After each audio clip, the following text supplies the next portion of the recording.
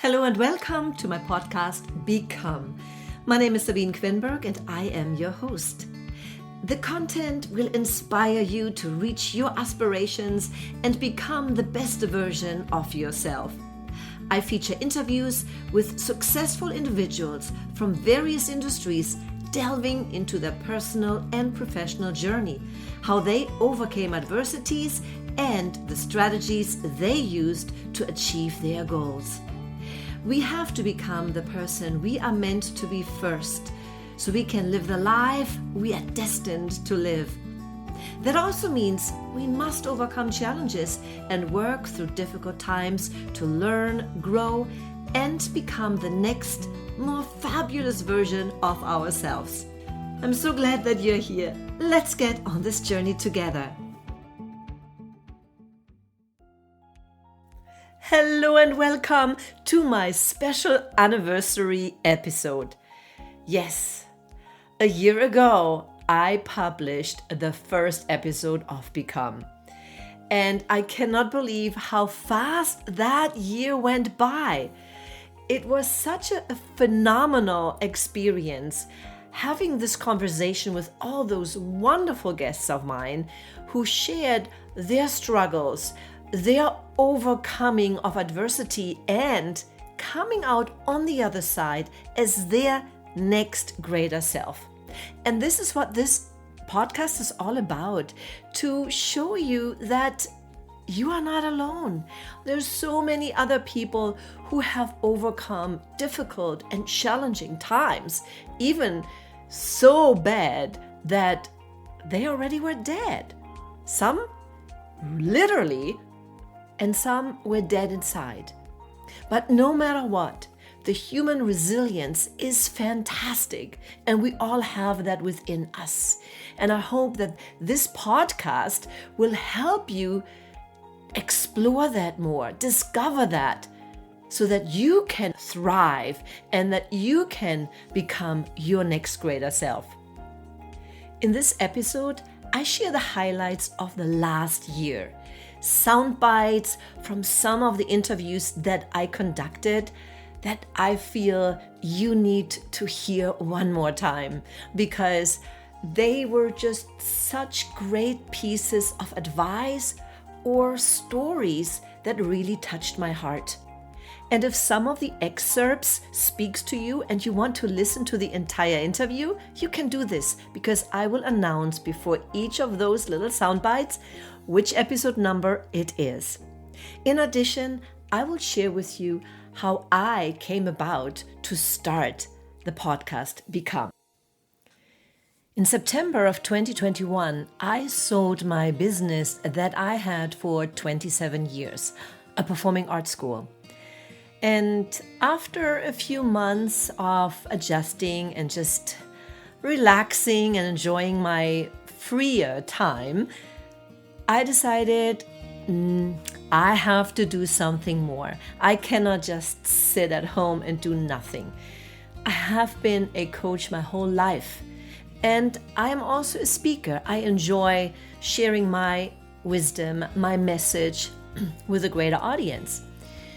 So in January of 2022, I was invited as a guest speaker for Podfest here in Orlando, Florida. And during that time, my idea was kindled to start my podcast. I didn't know yet what, but I did know that I wanted to make an impact and that I wanted to share the message of hope, inspiration, and motivation. And one night, I woke up and I was right awake, and this one word came into my mind over and over again, and that word was become. We must become the person we are meant to be so we can live the life we are destined to live.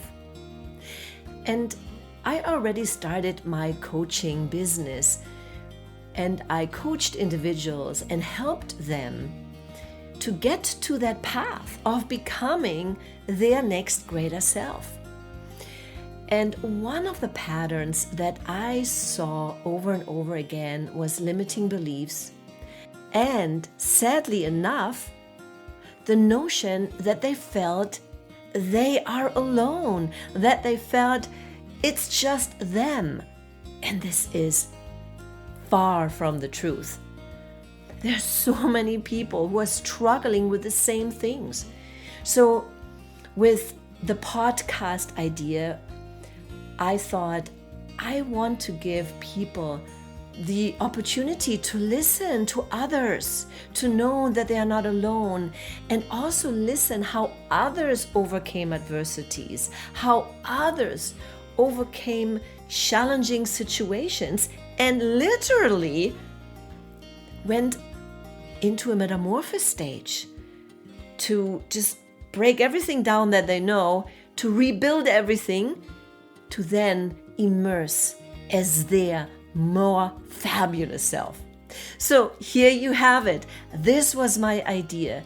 The idea was born. And in June of 2022, I launched my podcast, Become. And I hope you have enjoyed it. And if you're listening in for the first time, please continue to listen by subscribing. Every Thursday, I release a new episode.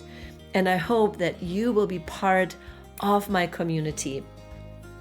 And if you like what you hear, please give us a 5-star review and write a little review about your experience. We truly appreciate it. But without any further ado, let's get into the highlights. The very first episode I recorded was with Dr. Ron Stotts. Now, the sound quality is not the best, but the information is really, really good. This interview was phenomenal, and that's why I left it in. And it is also a reminder, you don't have to be great to start, but you have to start to become great. Is there something that someone could do right now to overcome that? Well, I think you have to appreciate that all the challenges in our life are created in relationship to other people. And that really is your indicator that to resolving those challenges needs to be done in relationship to other people also. And so lots of times somebody like me is really that other person. Then they do more group work, and then they expand it into their life and into their more significant relationships. But the healing, that marriage to me is not coming together and having eternal bliss. It's finding somebody who's willing to stand in the fire and unpack the bags together and really, heal all of that past together.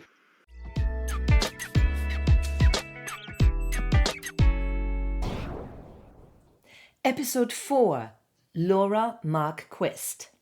And so after meeting with the endocrinologist, doing all the testing and stuff, he's like, well, you definitely have Hashimoto's, and it's an autoimmune disease where your body attacks its own thyroid, so you can't produce the hormones that you need, and your thyroid needs to be in balance to get pregnant. And so to do that, we ended up, the best program for me was to use Synthroid to help that get back in balance. And then during that time, I just knew that wasn't going to be my normal. So I had to start doing some more research on that to see what other ways can I actually help myself. As a trainer, you work with a client and they progress in different phases or different chapters. And so I had to put my skills to myself, knowing that this is the chapter that I'm in right now. And what I'm training for is it's not the Olympics, it's the big baby birthing, and so it was kind of my Olympics, my own version of the Olympics coming up. And so I had to do the things for that preparation. Episode 5, Dana Agnolini. 2005 was a pivotal year for me. Mm-hmm. It was the best that life had to offer and the worst all at the same time. And as you were speaking, I never thought of it this way before, but I think of, let's say a crab or what are those, horseshoe crabs, I think, that they change shells? Yes. They have to let go of their old shell to either find one that fits them properly now or to grow a new one. But the letting go process is just as important as the next step. So I was in this career that was very lucrative with a big, international company and was doing very well. But at the same time, I attracted to me a new boss that, for some reason or another, just had a problem with me and was trying to work me out of the organization. So that was part of the shell being relieved. And at the same time, my marriage was disintegrating. I tried to ignore it. We tried for almost 20 years because I was never planning on divorcing. I had 3 kids. It just wasn't in my plans. I made myself a promise. I made my family a promise. But the universe knew better. The universe knew it was time to let that shell go. Episode 19, Paul Hansel. So in the beginning of 2010, I was working as a supervisor in a sawmill. Now I had to unjam a giant log that got stuck against a giant steel beam. Now these logs that we were cutting are called cants. They're extremely heavy and each piece weighs about 1,000 pounds. Now we had to manually unjam this log before we could, resume production. So I had to crawl into a very tight, confined space. And when we freed this piece, the chains started while I was still in the machine, and I was being crushed alive by 12,000 pounds of wood. I could hear my body cracking, gurgling, and crunching. It literally felt like my head was going to explode. There was so much pressure. And I thought to myself, if this doesn't stop, I'm going to die. I then blacked out. Now, I was not breathing and without oxygen for about 12 minutes. Now, my coworkers had to perform amazing feats of strength just to rescue me in that time limit. When I was freed, everyone thought I was dead. They were just about to perform CPR, and miraculously, I started breathing.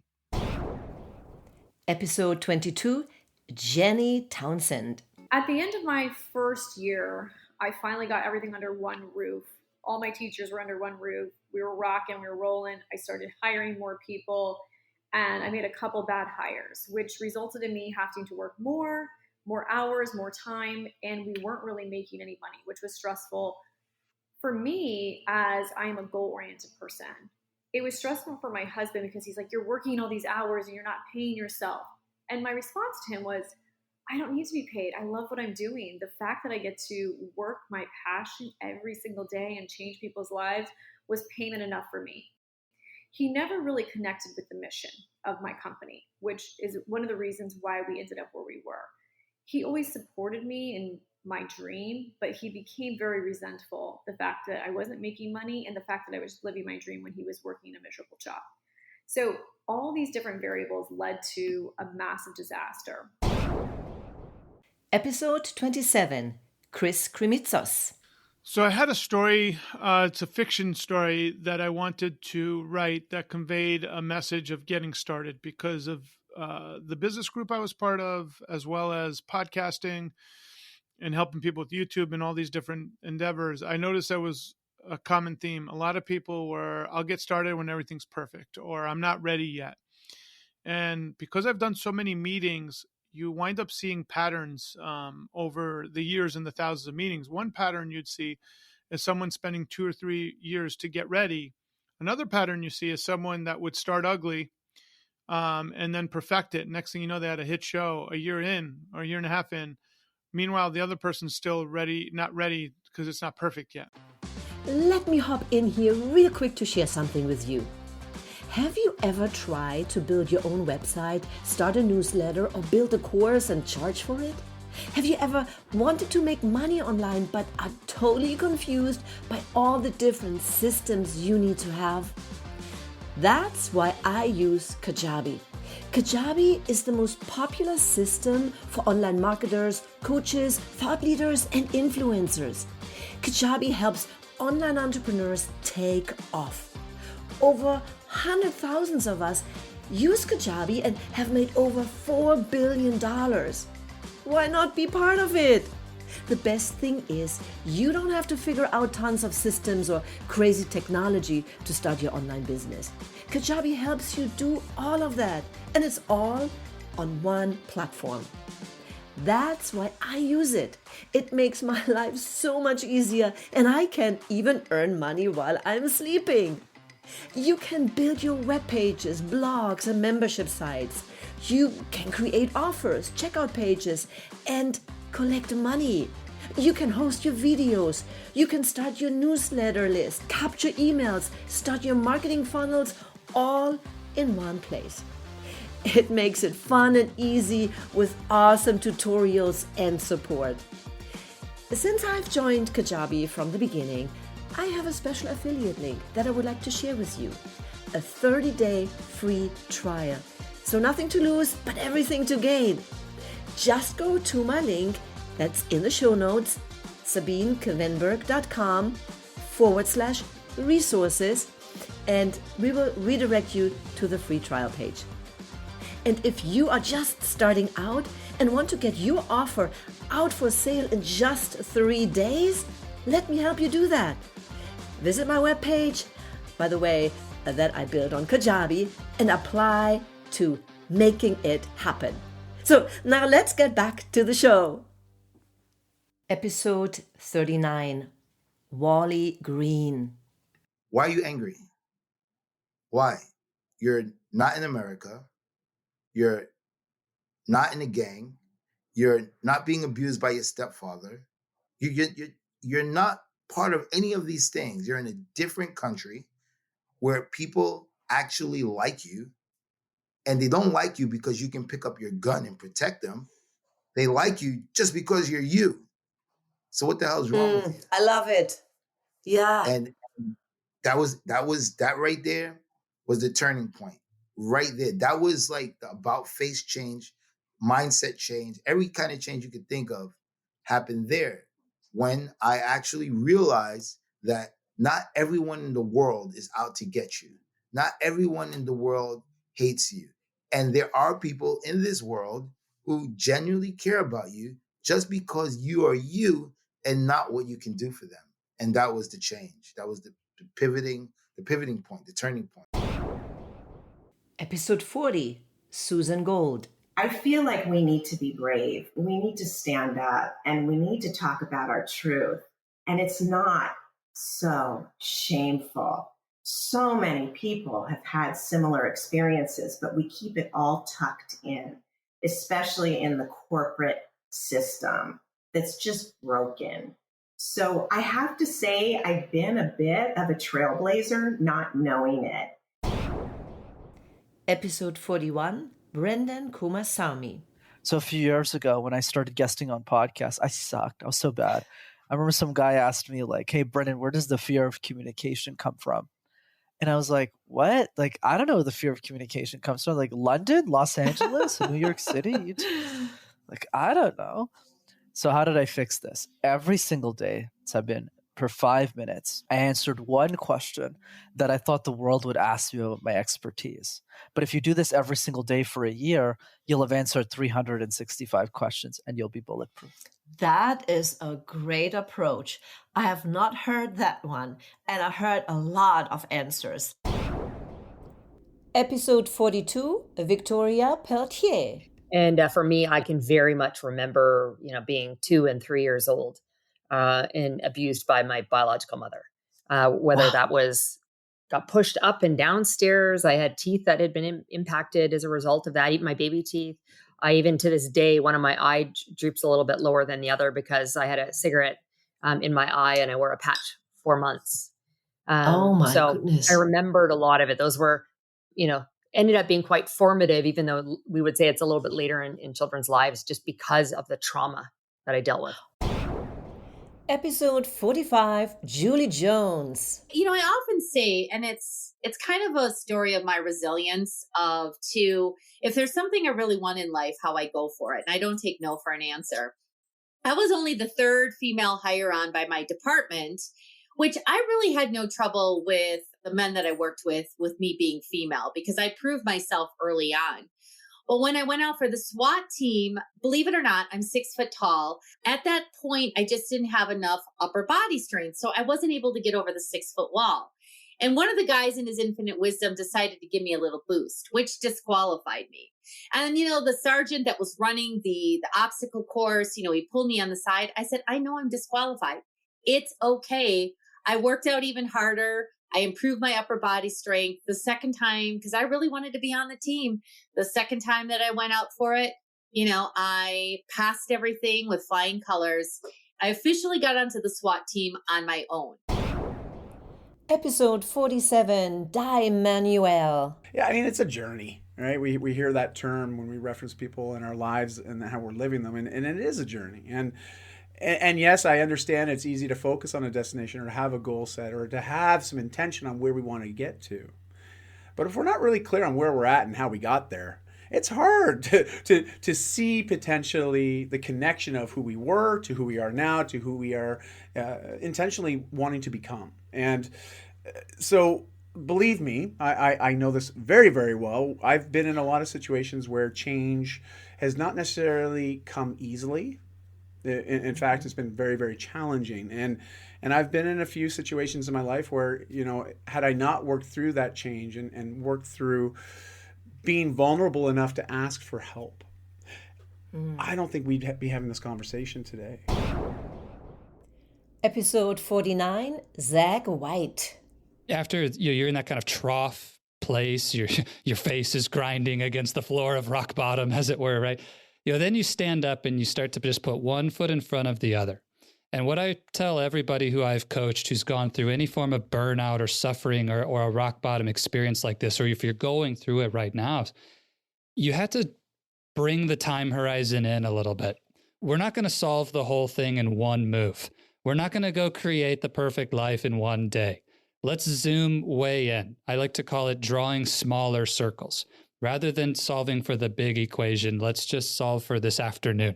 What are we going to do this afternoon to make sure it's a little bit better than yesterday, to make sure we're not going back to those same patterns or habits that got us stuck in the first place, and put one foot in front of the other.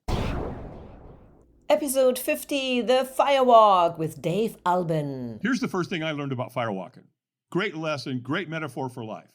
When you take that first step onto those coals, you'll take the second, third, fourth, and fifth. I guarantee you, right? You're not going to stop in the middle of that fire lane. Well, that was it. So you did the firewalk, and what happened then? What changed? Well, what changed was, again, that night it was spectacular. It was one of the most unbelievable experiences of my entire life. And the next day, this is where it really got interesting for me. I'm in a foyer with 3,500 people, getting ready to go into the venue. And I'm looking around, Sabine, and I'm watching all these people, and they were communicating unlike anything I'd ever been around. I'd never seen or experienced anything like this. They were laughing. They were crying. They were hugging. They were engaging. They were telling their story. It was like story time everywhere. 3,500 people just were completely transformed the night before. Episode 51, Holly Francis. And I remember we had to do these trials off the ventilator where I would last for like 15 seconds at a time. They would basically make me breathe on my own. And it felt like I was underwater, struggling to breathe, about to die. And it was so scary. And I remember crying and hyperventilating and think like, I don't think I'm ever going to be able to do this. I don't believe that I'm ever going to be able to breathe on my own. And something profound that GBS survivor actually said to me, and he actually brought me a sign and he put it above my wall, basically right in front of my bed so I could stare at it. And it was a quote that said, "Courage doesn't always roar. Sometimes it's the quiet voice at day's end saying, I will try again tomorrow." And I finished out the first year with an episode about writing a book can propel your success as an expert. And I talked about that becoming an author is easier than you think. So if you ever wondered what it takes to write a book, I definitely invite you to listen into episode 52. And if there was one or two that stood out and really piqued your interest, you can go and listen to the entire episode. All right, my friend, this was it for today. And as always, I ask you to give us a good rating or write a quick review, because that always helps with the algorithm on Apple Podcast. If you have a question or if you would like to talk about a topic, just put it in the comment section. Or if you would like to see a guest to talk about one specific topic, mention that as well. Last but not least, I want to give you a heartfelt thank you. Producing a podcast takes time and money. And for those of you who are supporting this channel by your generous donations, I truly, truly appreciate it.